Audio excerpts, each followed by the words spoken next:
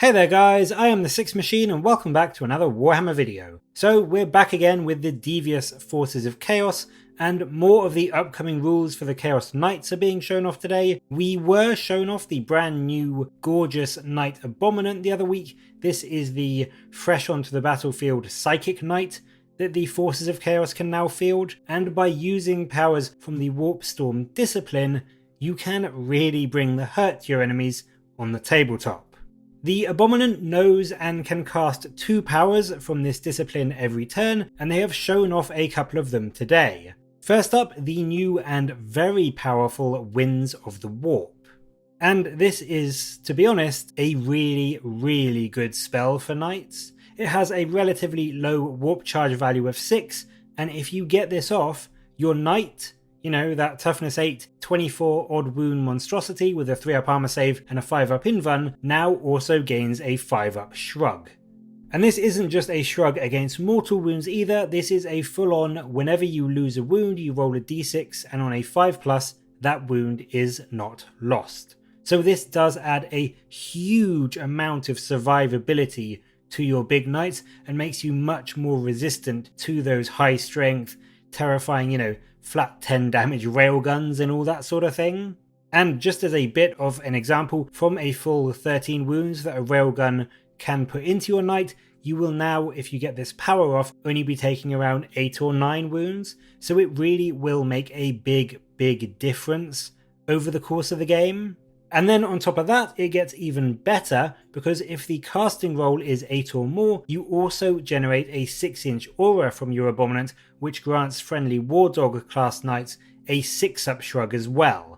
So not only does this massively buff your Abominant's durability, it also gives a potential very handy little bonus to the smaller knights that may be all around you. And although it's only a 6+, even if it does just allow you to shrug off a couple of extra wounds in a turn, that could very well mean the difference between your War Dogs dying or surviving to shoot for one more turn. So it's fair to say this spell is good. It is really good.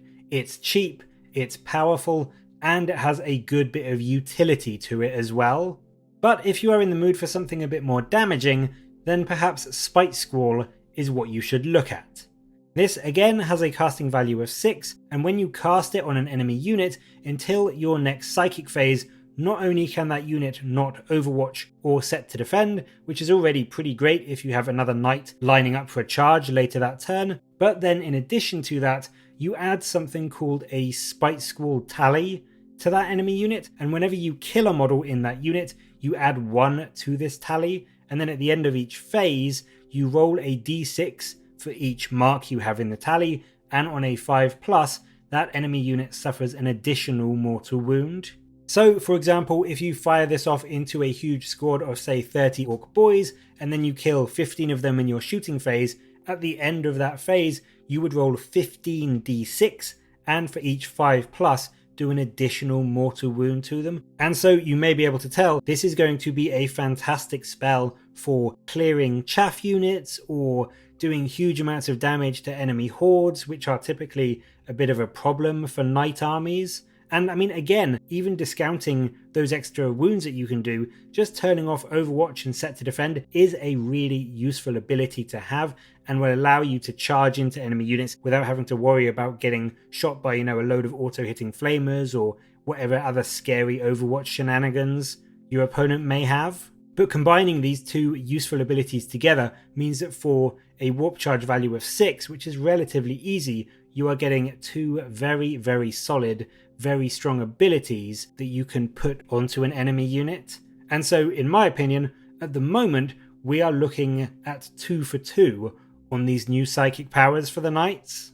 The final thing they show off today is another one of the brand new favours of the Dark Gods, this time the Tzeentch focused Pyrothrone. This, much like the Khorne and the Slaanesh favours, grants your knight the Tzeentch keyword, and if it isn't an Abominant, basically just turns your knight into a psyker, letting you cast and deny 1 power in each psychic phase, or if the knight is already an Abominant, you gain an extra power and can also cast an extra one in the psychic phase, so you can potentially be casting 3 psychic powers every psychic phase with your Abominant knights.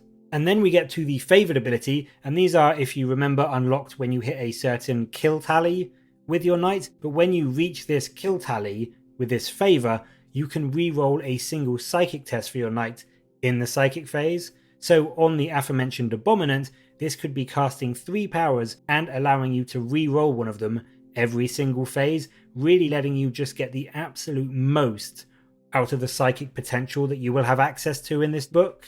So there we go, the Chaos Knights to me are looking incredibly fun and pretty damn solid power-wise from what we've been shown off so far.